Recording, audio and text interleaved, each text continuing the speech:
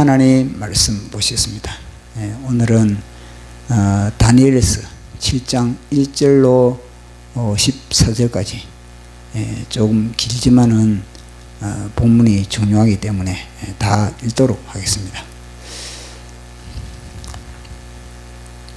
자, 같이 시작. 바벨론 벨사살 왕 원년에 다니엘이 그의 침상에서 꿈을 꾸며 머릿속으로 환상을 받고 그 꿈을 기록하며 그 일의 대략을 진술하니라. 다니엘이 진술하여 이르되 내가 밤에 환상을 보았는데 하늘의 네 바람이 큰 바다로 몰려 불더니 큰 짐승 넷이 바다에서 나왔는데 그 모양이 각각 다르더라.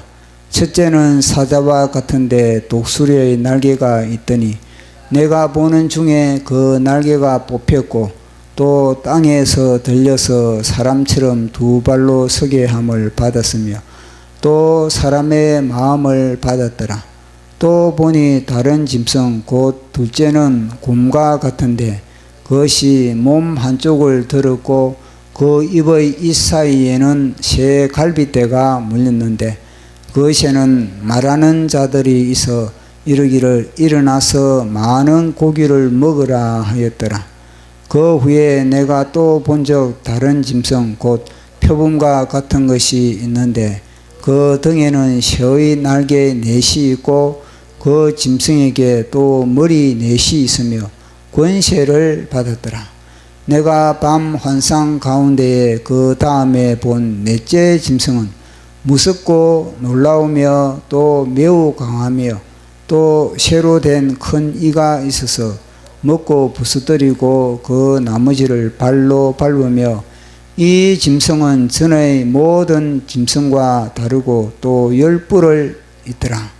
내가 그 뿔을 유심히 보는 중에 다른 작은 뿔이 그 사이에서 나더니 첫 번째 뿔 중의 셋을 그 앞에서 뿌리같이 뽑혔으며 이 작은 뿔에는 사람의 눈 같은 눈들이 있고 또 입이 있어 큰 말을 하였더라.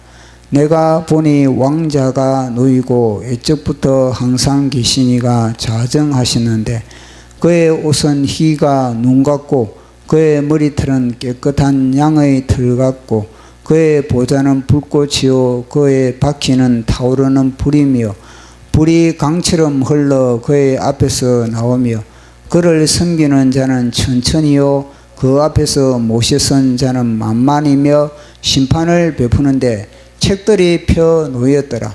그때 내가 작은 뿔이 말하는 큰 소리로 말미암아 주목하여 보는 사이에 짐승이 죽임을 당하고 그의 시체가 상한 바 되어 타오르는 불에 던져졌으며 그 남은 짐승들은 그의 권세를 빼앗겼으나 그 생명은 보존되어 정한 시기가 이르기를 기다리게 되었더라. 내가 또 밤 환상 중에 보니 인자 같은 이가 하늘 구름을 타고 와서 옛적부터 항상 계신 이에게 나아가 그 앞으로 인도되며 그에게 권세와 영광과 나라를 주고 모든 백성과 나라들과 다른 언어를 말하는 모든 자들이 그를 섬기게 하였으며 그의 권세는 소멸되지 아니하는 영원한 권세요 그의 나라는 멸망하지 아니할 것이니라. 아멘. 예, 우리는 지금 이 다니엘서를 계속 살펴보고 있습니다. 욥기를 통해서 우리는 천상회의가 얼마나 중요한지를 살펴보면서 우리는 다니엘서가 천상회의에 대한 그 내용을 집중적으로 기록되어 있기 때문에 우리가 다니엘서를 계속 살펴보고 있습니다. 이 천상회의의 그 모든 열람, 그 기록을 본 자는 그 자는 이 세상에서 리더가 될 수밖에 없고 그들이 바로 선지자적인 그런 역할을 할 수밖에 없습니다. 인간은 실은 굉장히 미래가 불확실하기 때문에 인간은 미래가 굉장히 궁금하고 또 미래를 알지 못함으로 인해서 굉장히 두려움을 가지고 있습니다. 과거는 역사책을 통하여서 우리가 배울 수 있지만은, 그러나 미래는 이거는 알 수가 없는 겁니다. 그렇기 때문에 늘 이 미래에 대한 그런 불안함으로 인해서 점을 치러 간다든지, 아니면 뭐 점성술에 또 관심을 쏟는다든지, 이러면서 자신의 그런 불안함과 자신의 그런 궁금증을 해결하려고 하는 것이 바로 이 인간인 겁니다.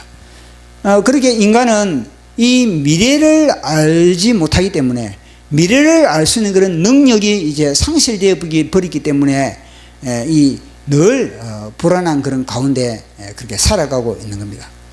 실은 우리의 미래를 실은 우리가 하나님의 형상으로 우리가 빚었을 때는 우리는 미래를 알 수 있는 그런 예지력을 어느 정도 갖추고 있었습니다. 물론 하나님처럼 그렇게 전지한 능력은 갖추지 못하더라도 하나님께서 우리가 알아야 할 미래, 우리가 알 수 있는 정도의 그런 미래는 하나님 아버지께서 시를 따라, 때를 따라, 필요를 따라 우리에게 보여주시는 겁니다. 그러나 이 아담의 불순종, 아담의 이 불신으로 인하여서 선악과를 먹고, 그 이후에 이제 하나님과의 단절됨으로 인해서 우리는 미래를 알 수 있는 그런 기능이 완전히 상실되어 버린 겁니다. 미래를 알 수 있는 그런 기능이 상실되어 버리기 때문에 우리 인간은 늘 미래에 대한 그런 궁금증과 미래에 대한 그런 또 불안함이 있는 겁니다.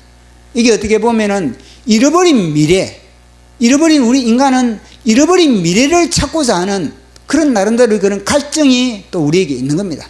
그러나 우리는 땅에서는 이 잃어버린 우리의 이 본질적인 그런 미래를 알 수 있는 그런 길은 없는 겁니다.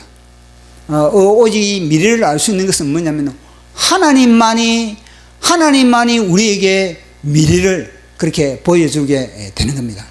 사실 이 미래에 대한 그런 이야기는 성경을 통해서 우리가 분명히 우리에게 제시해 주고 있는 겁니다. 성경은 우리의 미래를 큰 그림으로 우리 개인의 모든 삶의 그런 분야는 되어 있지 못하지만, 그러나 이 인류 역사의 그런 모든 미래를 갖다가 선명하게 우리에게 보여주고 있는 책이 바로 이 성경책입니다. 그런데 다니엘서는 특히 더한 겁니다. 이 다니엘은 하나님의 그런 스크린으로 지금 쓰임받고 있는 겁니다.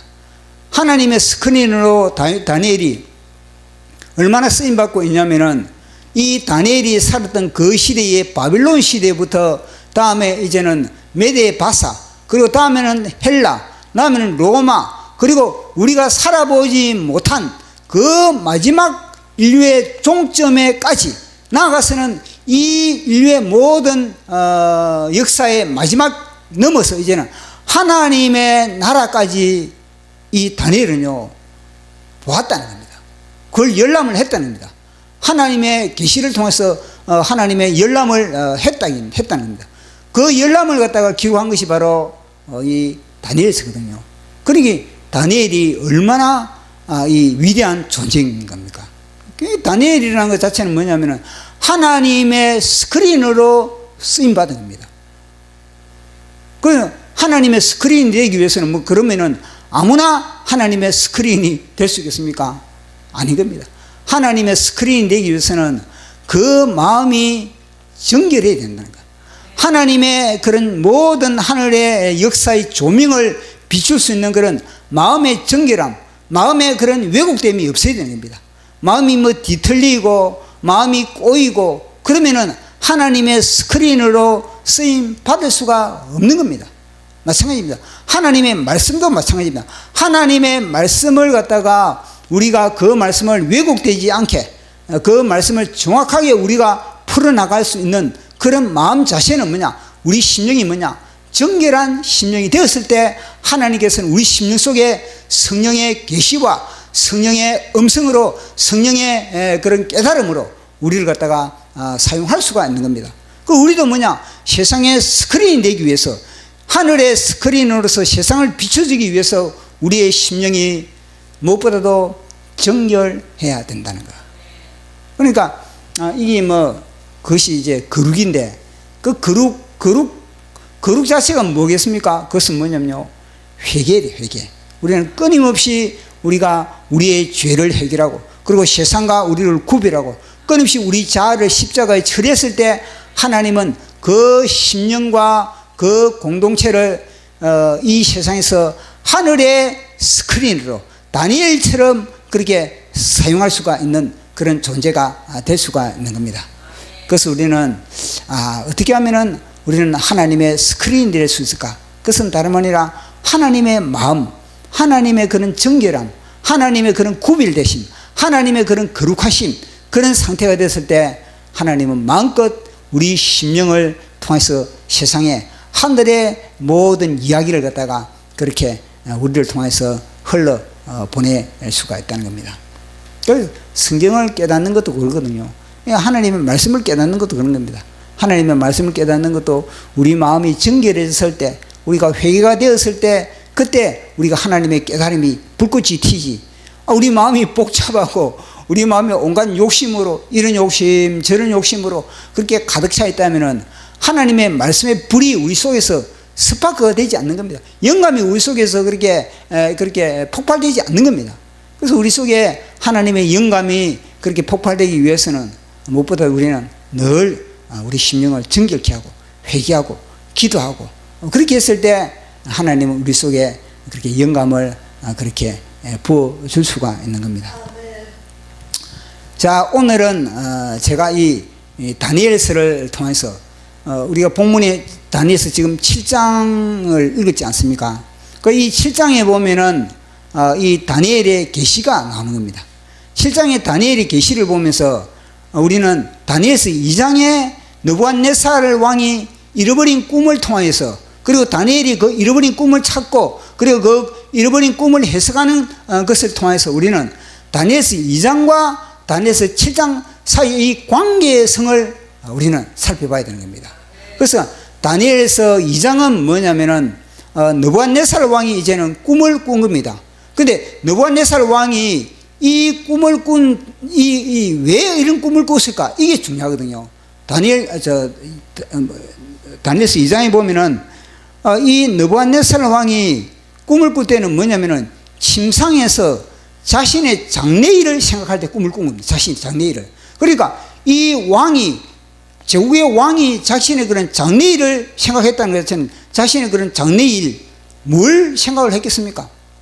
그것은 다름 아니라 앞으로 이 제국이, 내가 지금 이루은 이 제국이 앞으로 더 번성하고 더 영광스러워지는 그런 생각을 하게 되는 겁니다. 또 뿐만 아니라 어떻게 하면은 이 느부갓네살 왕도 인류의 역사를 알고 있는 겁니다. 역사를 알면서, 지나온 과거의 역사를 알면서, 자, 그러면은 내 제국이 저 아수르처럼 망하지 않고 어떻게 하면은 이 제국이 굳건하게 그렇게 롱런을 할 수 있을까? 이런 겁니다. 그러니까 그런 생각을 하고 있으니까 그에 관한 하나님께서 꿈을 그렇게 준 겁니다. 그것이 바로 신상의 꿈이거든요. 제가 그림을 그리지 않습니까? 신상의 꿈. 그러니까 머리는 이제는 금인데, 또 이 가슴과 이 배는 은이고, 그 다음에는 이 다리 쪽에는 이제는 동이고, 그 다음에는 이 철이고, 그 다음에는 흙과 철과 그렇게 연결되어 있는 겁니다. 그래서 이 느부갓네살 왕의 이 꿈문, 그리고 이 신상, 그걸 갖다가 해결해 준 사람은 누구냐면요, 해석해 준 사람은 바로 다니엘이었습니다. 그런데 이것이 7장에 가면 이제는요, 누가 이 환상을 본 건가? 그것은 다름 아니라 다니엘이 환상을 본 겁니다. 다니엘이 환상을 봤는데, 자, 그러면은 7장에 이 다니엘을 내가 왜 지금 6장을 내가 지금 우리가 다음에 6장을 할 차례거든요. 다니엘서 6장을 제가 이렇게 설교를 하지 않고 5장을 설교를 하다가 왜 제가 7장을 이렇게 넘어간 겁니까? 그것은 다름 아니라 이 다니엘이 5장은 이제는 이 벨사살 왕이 마지막인 겁니다. 그러니까 바빌론의 마지막이거든요. 바빌론의 마지막인데, 그런데 이 6장은 이제는 7장은 뭐냐면은 이 다니엘이 그러면 정계에서, 그러니까 느부갓네살 왕과 함께 왕이 이제는 정계에서 은퇴함으로 말미암아 다니엘의 이름도 사라지게 되는 겁니다. 그러니까 그 기간이 약 한 25년 정도 되는 거거든요. 주석에 보면 25년이라고 그렇게 되어 있는 겁니다. 제가 처음에는 약 40년 정도 되지 않나 그렇게 생각했는데, 제가 그걸 갖다가 계산을 뭘 했냐면요, 느부갓네살 왕이, 저는 초대 왕이, 바벨론의 초대 왕인 줄 알았는데 느부갓네살 왕 아버지가 있었던 겁니다. 그 아버지가 보니까 한 20년을 통치를 한 겁니다. 그래서 그걸 보니까 맞다, 한 25년이다. 그래서 그걸 제가 처음에는 잘못 계산을 했는데, 이번에 제가 좀 더 자세히 보니까 약 25년 동안에 이 다니엘이 정계에서 이제는 잊혀진 존재, 그러니까 언론에서도 다니엘에 관심이 없는 그런 기간이 약 25년인 겁니다. 근데 보니까 이 25년 기간에 정계에서는 이 다니엘이라는 이 이름이 이제는 사라졌지만, 그러나 세상 언론에서는 이 다니엘이라는 이 명성이 이제는 뭐 관심 없지만, 그러나 성경에는요, 다니엘이 뭐냐면 그 기간 동안에, 그 25년 기간 동안에 다니엘이 이제는요, 하나님의 사람으로서 더 영성이 영롱하다는 것을 갖다가 보여주고 있는 겁니다. 바로 이겁니다. 다니엘이 느부갓네살 왕 이후에 정계에서는 다니엘이 은퇴를 했지만, 은퇴를 하기보다는 다니엘이 이제는 정계에서는 하나의 그런 퇴출을 당했지만, 그러나 다니엘은요, 더 하나님과 영롱한 관계를 맺고 있다는 것을 우리가 알 수가 있는 겁니다. 오늘 이 꿈이거든요. 이 꿈이 다니엘이 이제는 느부갓네살 왕이 다스리는 그 때가 아니고 벨사살 왕의 원년이에요. 벨사살 왕의 원년이면은 다니엘은요, 정계에 쓰임을 받지 못할 때입니다. 정계 쓰임을 받지 못했지만 다니엘은요, 늘 하나님과의 관계성을 갖고 있었다는 겁니다. 하나님과 늘 하루에 3번씩 기도하면서, 그리고 더 깊이 하나님과 깊은 교제를 갖고 있는 그런 다니엘의 모습을 우리가 보게 되는 겁니다. 보통 그러거든요. 자신이 하고 있던 그런 일에서 이제는 손을 놓게 되면은 갑자기 이 삶의 리듬이 깨지기 때문에 갑자기 뭐 우울증이 온다든지, 아니면은 뭐 일찍이 뭐 여러 가지 혼란스러운 그런 이 마음과 이 정신의 이상이 오는데, 이 다니엘은 그렇지 않다는 겁니다. 뭐 우리가 어떤 비전, 내가 이루고자 하는 그런 꿈과 어떤 목표를 달성할 때도 마찬가지입니다. 내가 만약에 어떤 목표 지점이 있습니다. 그 목표 지점을 위해서 우리가 불철주야 열심히 그렇게 우리가 뛰고 달리고 했는데, 그러나 그 목표 지점을 딱 이루고 나면요, 우리는요, 더 이상 우리가 목표 지점이 없다면은, 더 이상 더 높은 목표 지점을 우리가 정하지 못하면은, 우리는요, 그 뒤부터는 우리는 허리들을 풀어버린 겁니다. 보통 사람이 이런 겁니다. 근데 다니엘은 그렇지 않다는 겁니다. 우리가 잘 알고 있는 다윗 보십시오. 다윗도 자신이 사울 왕에게 쫓겨다닐 때는 늘 다윗은 껴 있었습니다. 늘 긴장하면서, 그런 가운데서도 다윗은요, 하나님과의 그런 깊은 그런 팽팽한 그런 영성을 유지하면서 그것이 바로 이 시편이라는 그런 주옥 같은 그런 시를 적을 수가 있었던 겁니다. 그러나 다윗이 왕이 되었을 때, 이제 어느 정도 자신이 그런 입지를 그렇게 구축했을 때, 그때부터 다윗은요, 타락이 시작된 겁니다. 그 사건이 바로 바세바 사건이거든요. 바세바 사건은 다윗이 허리띠를 풀기 때문에 이 바세바 사건이 다윗의 삶에 있었던 겁니다. 그것은 뭐냐? 내가 이제는 왕이 되었다는 겁니다. 더 이상 다윗에게는요, 더 이상 추구해야 될 그런 꿈을 놓쳐버린 겁니다. 그러다 보니까 다윗은 허리띠를 풀므로 말미암아 이제는 세상의 영이 다윗의 심령에 침투하는 겁니다. 그 세상의 영으로 말미암아 다윗은요, 이제는 세상의 그런 하나의 정력으로 그렇게 그 심령이 완전히 장되는 그런 다윗의 모습을 보게 되는 겁니다. 그래서 우리도 마찬가지입니다. 우리도 뭐냐면은 우리의 그런 진정한 우리의 목표는 이 세상의 어떤 목표가 아닌 겁니다.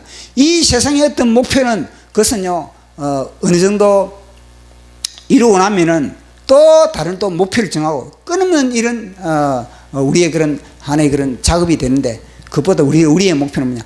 오직 새 예루살렘이에요. 새 예루살렘을 정했을 때 우리는요, 늘 정광훈 목사님이 이야기를 하고 있지 않습니까? 새 예루살렘을 놓친 자는 타락할 수밖에 없다. 어느 누구든지, 다윗도 새 예루살렘을 놓쳐버리니까 그렇게 타락한 거지 않습니까? 그러니까 늘 우리는 새 예루살렘을 바라봐야 된다.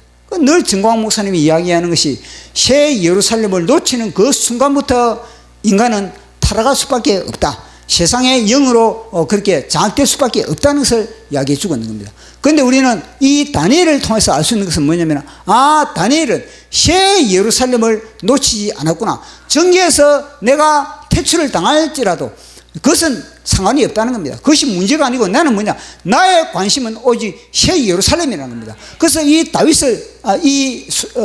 다니엘을 보면은, 그러면은 다니엘이 왜 어떻게 이 새 예루살렘에 이 눈이 고정되었을까? 그것은 다른 말이 아니라 느부갓네살 왕의 꿈을 해석하는 과정 속에서, 이 돌의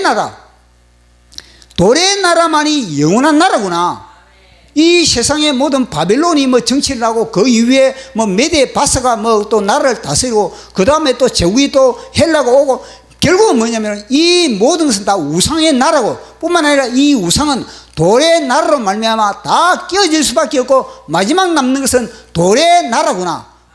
그러니까 다니엘은요, 꿈을 해석하는 과정에서 중요한 것은 이 돌의 나라에 내가 늘 관심을 가져야 되는구나. 그래서 돌의 나라에 대해서 이 다니엘은요, 관심이 있는 겁니다. 그래서 돌의 나라에 대한 관심을 가지면서 늘, 그렇지 않겠습니까? 아니, 이 꿈은 너무나 단순하거든요. 그러니까 이 꿈을 해석하고 오면서, 우상, 과연 저것이 무엇인가? 여기서 다니엘은 중요한 것은 뭐냐면 궁금증을 가져요. 궁금증. 이 다니엘의 끊임없는 그런 궁금증, 하나님, 이 바벨론과 그 다음에는 메데 바사와 그 다음 앞으로 있을 헬라와 그리고 앞으로 있을 그런 페르시아와 그리고 앞으로 있을 그런 로마와 그리고 앞으로 있을 열불 나라 자관, 이 나라가 어떻게 되는 겁니까? 이 나라가 도대체 어떻게 앞으로 이 인류 역사를 갖다가 펼쳐나갑니까? 여기에 대해서 다니엘은요, 늘 궁금했고 늘 기도 제목이 이 다니엘이 된 겁니다.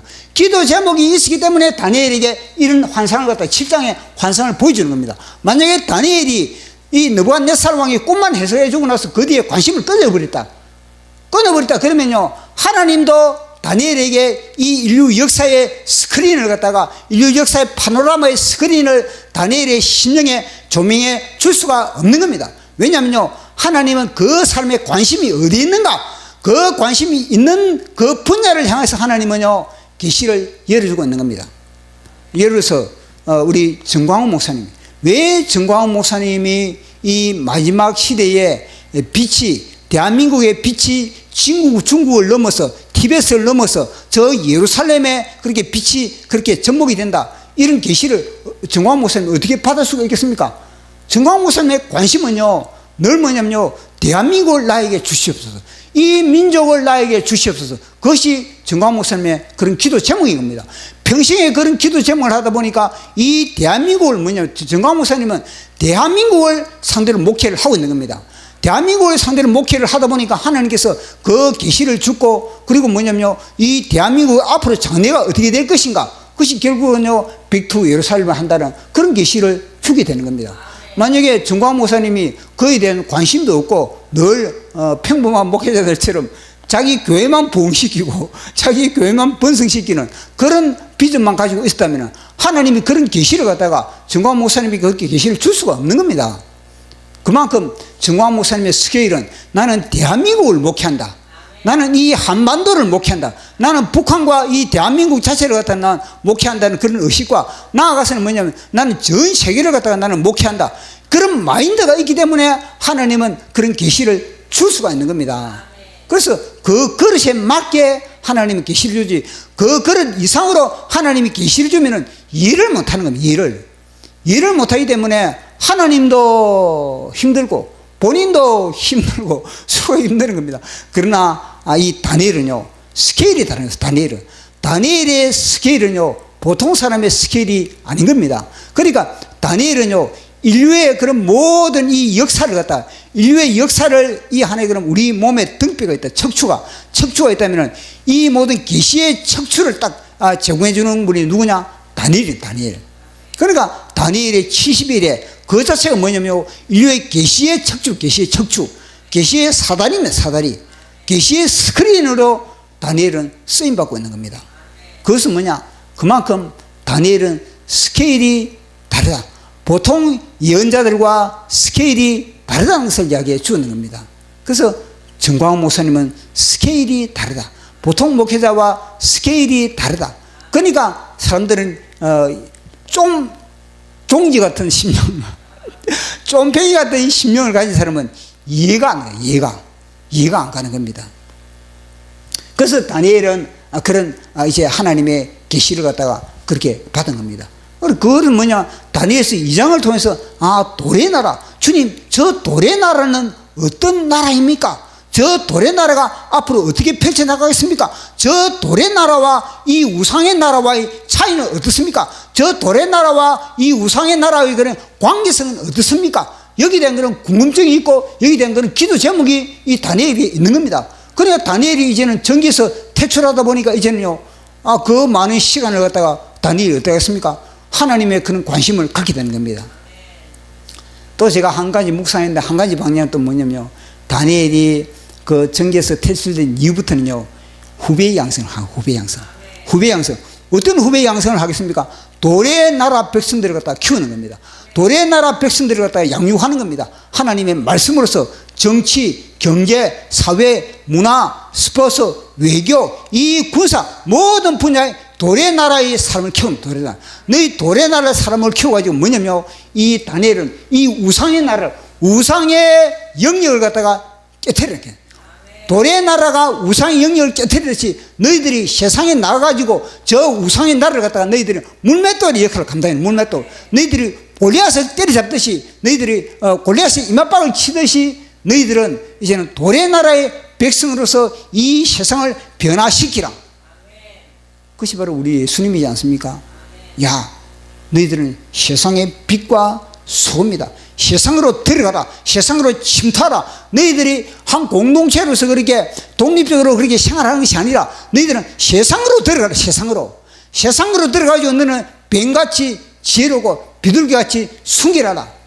세상을 이기는 방법은 뭐냐? 다름 아니라 십자가다. 십자가. 너희들이 만약에 너 자신을 위해서 살고자 하면 너희들이 죽을 것이고, 그러나 너희가 하나님의 나라를 위해서 죽고자 하면 너희들이 살 것이다. 너희들이 죽고자 하는 그때 내가 역사한다. 이거든요. 그것이 바로 뭐냐면 늘 정광 목사님 이야기하는 것과 마찬가지로 선악과 반납입니다. 선악과 반납, 그 현장에 하나님이 강력하게 펀치를 날 수가 있고, 하나님의 돌의 그런 돌 던짐의 그 다윗의 역할을 감당할 수가 있는 겁니다. 그래서 다니엘이 이 꿈을 갖다가 그렇게 환상을 그렇게 봤다는 겁니다. 그 중요한 건 뭐냐면요, 이 우상의 이 환상과 그리고 이 짐승들의 이 환상이야, 이게 뭐냐면요, 이거는 단순히 뭐냐면요, 이 꿈은, 이 계시는 뭐냐면은 한 제국의 왕이, 느부갓네살 왕이 뭐냐면요, 자기의 왕의 제국을 갖다가 어떻게 하면은 내가 이 제국을 내가 번성시키고 내가 영원할까? 그러니까 인간의 욕심이 여기에 들어요. 인간의 욕심이 여기에 들어요. 인간의 욕심과 인간의 영광, 어떻게 하면 이 영광을 오래 할까? 그리고 여기에는, 여기 다 겉에는 화려하면, 겉으로 보면 화려하고, 그리고 여기는 웅장하고 뭐 그런 겁니다. 결국 이건 그렇지만 그런 도에 의해서 이 나라는 다 그렇게 가루가 되는 겁니다. 그런데 7장에 보면 이 짐승은 어떻게 되는가? 짐승은 같은 맥락이지만은, 그러나 요것을 갖다, 이거는 하나의 그런 이 원론이라면, 원론이라면은 이거는 뭐냐면요, 상시하게, 이거는 강론입니다. 강론. 요것을 갖다가 더 상시하게, 그러니까 이거는 현미경으로 이거는 뭐냐, 더 상시하게 이 내용을 보는 겁니다. 이게 그것이 바로 7장인 겁니다. 그러니까 이 제국들이 뭐냐면, 이 제국들의 속성은 다 뭐냐면, 이 다 뭐 짐승이에요. 짐승. 그거는 뭐냐, 폭력과 그다음에 온갖 조신들의 그런 욕심과 그리고 이 압박과 그리고 또 정복과 이 인간의 온갖 그런 초함이 여기에 내부적으로 다 그렇게 폭로되는 그런 부분을 다니엘이 봤다는 겁니다. 그래, 이건 하나의 그런 일종의 제국의 왕의 그런 하나의 그런 외적인 자신의 그런 과시적인 그런 하나의 그런 그림이었다면은, 이거는요 하나의 그런 선지자적이고 그리고 또 하나의 그런 계시적인 그런 하나의 그런 그림을 이 다니엘이 이제 본 겁니다. 이건 하나의 육신적이고, 이거는 하나의 영적 깊이 영적인 그런 하나의 그 엑스레이와 MRI로 이 내용을 갖다가 그렇게 쳐다보는 겁니다. 그걸 쳐다보니까 이 사자는 다름 아니라 이 바벨론이고, 그 다음에 또 이 곰은 이 페르시아 메데바사고, 그리고 또 이거는 헬라고, 그리고 또 이 무수고 이건 나는 로마라고 그렇게 이어지지 않습니까? 그런데 이걸 보면서 우리가 알 수 있는 것은 이 둘의 관계성은 다름 아니라 이 모든 것은 뭐냐면요, 여기에 이 모든 것은, 여기에는 뭐냐, 돌의 나라와 여기는 이 우상의 나라와 돌의 나라의 그런 관계성에 대해서는 전혀 언급이 안 되는 겁니다. 여기는 그렇지 않습니까? 돌의 나라와 관계성이 언급되지 않는데, 여기서는 뭐냐면요, 돌의 나라와 그리고 또 이 짐승의 나라와의 그런 관계성을 언급하고 있는 겁니다. 그 관계성은 뭐냐면요, 갈등 구조. 끊임없이 이 짐승의 나라는 돌의 나라를 갖다가 뭐냐면요, 핍박. 자, 그것을 우리가 한번 확인해 보도록 하겠습니다. 늘 갈등의 구조로 그렇게 되어 있는 겁니다. 다니엘서 7장 21절에서 22절 시작. 내가 본즉 이 뿔이 성도들과 더불어 싸워 그들에게 이겼더니 옛적부터 항상 계시니가 와서 지극히 높으신 이의 성도들을 위하여 원한을 풀어주셨고 때가 이름에 성도들이 나라를 얻었더라. 아멘. 이게 뭐냐면요, 이 작은 뿔이 이 마지막에 크고 무서운 짐승에 이게 10뿔이 나옵니다. 10뿔이 있는데, 이 10뿔 중에서 이제는 작은 뿔이 있어요. 아주 작은 뿔이 있는데, 이 작은 뿔에는 입이 있고 그 다음에 눈이 있습니다. 이 내나 여기에다 10뿔 중에서 3뿔을 갖다가 뽑아버리고 이 10뿔이 이제 이렇게 있는 겁니다. 이 10뿔이. 근데 이거는요, 이 입이 뭐냐면요, 하나님을 갖다가 참남하게 하나님을 갖다가 멸시하고 하나님을 조롱하고 그렇게 이 또 눈이 있는 겁니다. 그리고 또 성도들을 갖다가 이 핍박을 하고 성도들을 핍박하고, 그다음 또 이 하나님의 때와 하나님의 기간을 갖다가 변경시키고 그런 존재가 바로 이 작은 뿔입니다. 작은 뿔에 대한 이야기를 하고 있거든요. 그런데 이 작은 뿔이 뭐냐면, 이때만 작은 뿔이 있는가? 아니잖아요. 이 작은 뿔은 바벨론 시대도 작은 뿔이 있었고, 이 작은 뿔은 메데 바사 때도 작은 뿔이 있었고, 이 작은 뿔은 표범의 시대, 이 헬라 제국 시대도 작은 뿔이 늘 있었다는 것을 이야기해 주고 있는 겁니다. 그 보십시오. 이 작은 뿔의 특징은 뭐냐면, 하나님을 대적하고 말로서 하나님을 대적하고, 또 뭐냐면요, 성도들을 갖다가 하나님의 백성을 갖다가 핍박을 하고, 그리고 때와 기간을 또 변경시키고, 그리고 또 때를 따라서 뭐냐면요, 하나님의 백성들을 핍박하는 것이 뭐냐면 작은 뿔인 겁니다. 근데 이 작은 뿔은 그러면 이 무서운 이 짐승 이때만 있었습니까? 아니거든요. 바벨론 시대도 마찬가지예요. 바벨론 시대도 사실은요, 이 느부갓네살 왕이 이 교회를 갖다가 이 예루살렘을 갖다가 점령하고 예루살렘을 무너뜨리고 성전을 갖다가 또 노예에 가고, 또 뿐만 아니라 나중에는요, 그 당시 금신상을 세웠지 않습니까? 두라 평지에 금신상을 세울 그때도 뭐냐면요, 하나냐 미사일 아사라면 없었더라면은 이 느부갓네살 왕은요, 전국에 뭐냐면 금신상을 세웠을 겁니다. 전국에 금신상을 세워가지고 이 금신상에 절하라. 그렇게 하면은 유대인들은 어떻게 되겠습니까? 유대인들은 뭐냐면요, 금신상에 절하지 않는 그런 유대인들은 다 뭐냐, 풀무불에 들어갈 수밖에 없는 그런 정책을 펼쳐나가는 그런 찰나에 뭐냐, 하나냐 미사일 아사라가 등장해가지고 풀무불에서 뭐냐, 너의 정책은 엉터리다, 너의 정책은 멸망당한다, 이걸 갖다가 보여주기 위해서 그런 그림을 그린 겁니다. 만약에 하나냐 미사일 아사리 없었다면요, 엄청난 유대인에게 핍박이 가해졌을 겁니다. 전국에 그런 금신상을 세워가지고 절을 안 하면 풀무불에 집어넣는다, 이런 정책을 펼칠 거 아니겠습니까? 보십시오. 바벨론 시대도 마찬가지고, 그리고 메데바사, 이 페르시아 시대도 마찬가지고, 하만이라는 존재가 등장하죠. 하만도 뭐냐면요, 작은 뿔의 역할을 하고 있는 겁니다. 하만이 딱 등장해가지고, 유대인들을 갖다 다 멸절시켜버린다. 그렇게 이야기를 하고 있는 겁니다. 이 헬라 시대는 없습니까? 헬라도 뭐냐면, 에피파네스, 이 에피파네스라는 이 존재가 뭐냐면요, 이 예루살렘 성전에 돼지 피를 뿌리고, 그것이 우상을 세우고, 그래가지고요, 나중에는요, 이 마카비, 이 가족과 혁명하고, 이렇게 서로 갈등을 하고, 그런 존재거든요. 로마 시대도 뭐냐면, 네로를 비롯해서 10대 핍박이, 10대 핍박, 교인들을 핍박하는 핍박, 마찬가지입니다. 이 작은 뿔은 뭐냐면요, 늘 등장하고 있었다는 거. 그래, 이 작은 뿔은 이 우상의 때는요, 보이지 않는 겁니다. 그러나 이 7장에 보면은, 이 때가 더 구체적으로 뭐냐면 7장에서 보여주는, 이들은 뭐냐. 이들은 세상 권세, 공중 권세가 이들을 갖다가 컨트롤하고 있는 겁니다. 그래, 여기서는 공중 권세가 이들을 갖다가 컨트롤한다는 것을 알 수가 없는데, 7장에 딱 가니까 이들을 다 컨트롤하는 것은 뭐냐? 공중 권세는 공중 권세. 이들과 돌의 나라 백성과의 갈등 관계를 갖다가 보여주고 있는 것이 바로 7장인 겁니다. 서로 긴장 관계, 갈등 관계, 서로 영역 싸움을 하고 있는 겁니다. 이들은 뭐냐면요, 자기의 영역을 갖다가 이 사탄의 영역을 넓혀가려고. 그리고 여기서는 하나님의 백성, 돌의 나라 사람들은 뭐냐면 자기의 능력을 갖다가, 자기의 영역, 그들을 마찬가지입니다. 돌의 나라를 갖다가 확장시키기 위한, 하나님의 나라를 이 땅에서 확장시키나, 그런 서로 간에 뭐냐? 충돌의 갈등 관계가 있는, 갈등 관계. 그걸 7장을 통해서 우리에게 보여주고 있는 겁니다. 그러니까 이 7장을 갖다가 단순히 요거 같은 그림이지만, 그러나 여기에서는 뭐냐면 아주 상세하게 이들의 뭐냐면 이들의 실상을 갖다가, 이들의 진짜 실상이 어떻게 되는 것, 이들의 존재가 어떻다는 것 갖다가 영적인 엑스레이를 진단을, 영적 엑스레이를 우리에게 진단을 내 보이고 있는 겁니다. 그리고 중요한 것은 여기서는 뭐냐면요, 하나님의 나라를 갖다가, 여기는 단순히 돌이 와가지고 이 발을 때려가지고 돌을 갖다가 완전히 이거 무너뜨린다, 이것밖에 없지 않습니까?